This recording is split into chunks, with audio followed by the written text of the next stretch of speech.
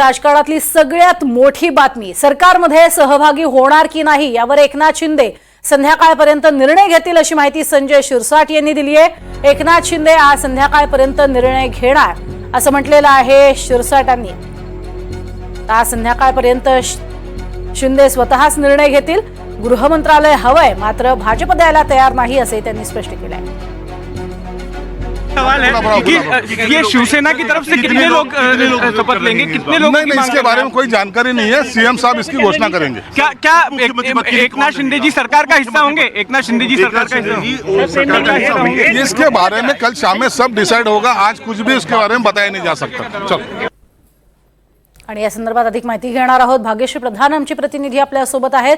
भाग्यश्री, संजय शिरसाट यांनी मोठाच दावा केलेला आहे, आज संध्याकाळी स्वतः शिंदे निर्णय घेतील असं म्हटलेलं आहे। नेमकं काय म्हणणं आहे शिरसाटांचं?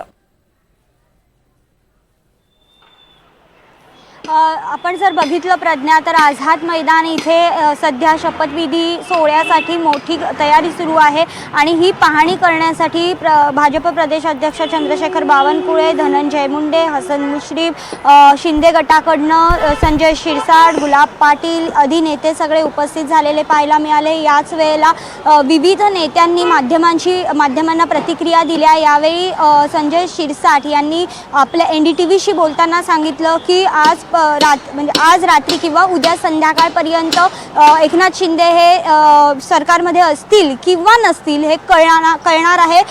एकदा त्यांनी एका माध्यमांशी बोलताना आज संध्याकाळपर्यंत सांगितलं, तर दुसऱ्या माध्यमांना सांगताना त्यांनी उद्या संध्याकाळपर्यंत सांगितलं। त्यामुळे नेमकं कधी होणार आहे हा त्यांच्यातच संभ्रम असल्याचं देखील पाहायला मिळालं।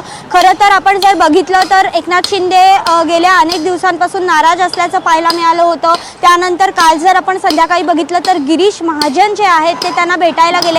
या संदर्भात देखील आपण गिरीश महाजनांना विचारलं असता त्यांनी सांगितलं की कोणत्याही प्रकारची चर्चा आम्ही केली नाही, त्यांची तब्येत बरी नव्हती आणि माझे ते मित्र आहेत, आम्ही हसत खेळत 1.5 तास गप्पा मारल्या, मात्र नक्कीच त्यांच्यामध्ये काही ना काहीतरी चर्चा झाली असेल अशी जी माहिती आहे ती सूत्रांकडनं समोर येते।